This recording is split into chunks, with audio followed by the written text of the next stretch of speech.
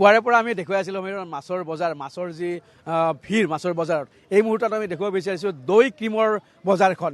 এই মুহূৰ্তত নলবাৰীৰ বজাৰৰ যি দৈ ক্ৰীমৰ বজাৰ, ইতিমধ্যে এইদৰে শাৰী শাৰীকৈ দৈ ক্ৰীমৰ বজাৰ বহিছে। বৰপেটা ৰোডৰ পৰা আহিছে, বহৰীৰ পৰা আহিছে, সৰভোগৰ পৰা আহিছে। বিহাৰৰ দৈ ক্ৰীমে ইতিমধ্যে নলবাৰীৰ বজাৰ দখল কৰা পৰিলক্ষিত হৈছে।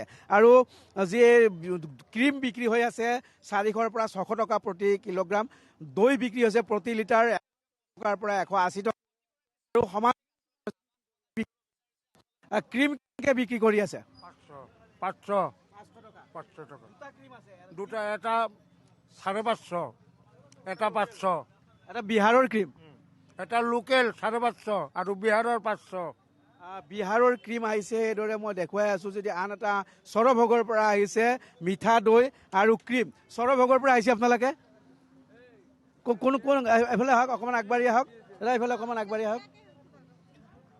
ক্ৰীম কিনি আছে, আপোনালোকে ক'ৰ পৰা আনিছে? মই সৰভোগৰ শংকৰ ঘোষ মোৰ নাম। সৰভোগৰ ক্ৰীম কিমানকে বিক্ৰী কৰি আছে? মই 500 কৰি ক্ৰীম বিক্ৰী কৰি আছো।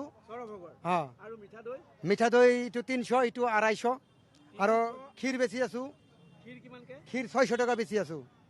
সৰভোগৰ পৰা আহিছে, তাতে অকণমান ক্ষীৰ বিক্ৰী কৰি আছে 600 টকা, সমান্তৰালকৈ মিঠা দৈ ক্ৰীম। দাদা কি ল'লে? মই ক্ৰীম ল'লোঁ আৰু ক্ষীৰ ল'লোঁ। ক্ৰীম কিমানকে ল'লে?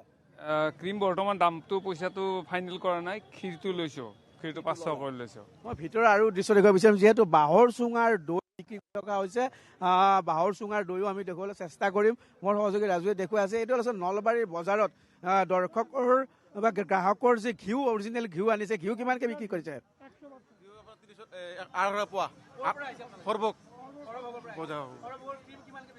500। সৰভোগৰ ক্ৰীম 500 টকা আৰু সমান্তৰালকৈ কিন্তু বিহাৰৰ পৰা অহা ক্ৰীমো 500 টকা বিক্ৰী কৰি থকা পৰিলক্ষিত হৈছে। বিহাৰৰ ক্ৰীমেৰে ভৰি পৰিছে। আপোনালোকে ক'ৰ পৰা আহিছে? এইটো সৰভোগৰ দাই সৰভোগৰ দৈ কিমানকে বেছি আছে? সৰভোগৰ দৈ বেচছো 150 টকা। 150 টকা। আপোনালোকে দৈ ল'লে? দৈ ল'লোঁ অলপমান, অলপ ল'লোঁ দৈ, ভাল লাগিছে। সৰভোগৰ দৈ লৈছোঁ অলপ, আৰু ক্ৰীম?